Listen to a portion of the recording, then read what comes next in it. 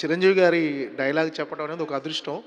So, ఆయన్ని match చేయడం అనేది ఎవరి వల్ల కాదు. బట్ ఏందంటే ఒక చిన్న డైలాగ్ రాననుకున్నారా రాలేననుకున్నారా అని ఒక డైలాగ్ చెప్పేసి కాశీకి పోయాను కాషాయం కాశీకి పోయాను కట్టాను కదా. కాషాయం కట్టాను.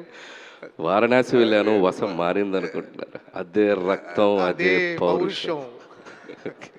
సార్ చిరంజీవి గారు అంటే మల్టీ టాలెంటెడ్. ఆయన డ్యాన్సులు కానీ, ఫైట్స్ కానీ, యాక్షన్ కానీ, కామెడీ టైమింగ్ కానీ అన్ని రకాలుగా చిరంజీవి గారిని అంటే చిరంజీవి గారిని చాలా తక్కువ మంది ఆయనలో ఉన్న అన్ని రకాలు ఎమోషన్ అన్ని రకాల టాలెంట్ని వాడుకుంటూ ఉంటారు సార్. అంటే మీరు చిరంజీవి గారిని ఈ సినిమాలో ఆయన స్ట్రెంగ్త్ని ఏది ఎక్కువ బాగా మీరు ఈ సినిమాలో వాడుకున్నారు? మొన్న మేము మేకింగ్ వీడియో వదిలాం కదా, దాంట్లో చిరంజీవి గారు ఒక మాట అన్నారు, పిండేస్తున్నాడు మా అబ్బాయి అన్నాడు కదా.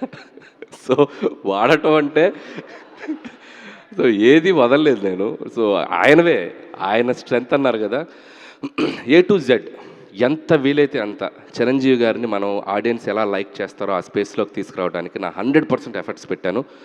సో డెఫినెట్గా ఆడియన్స్కి ఆయన విపరీతంగా నచ్చుతారని నా ఫీలింగ్.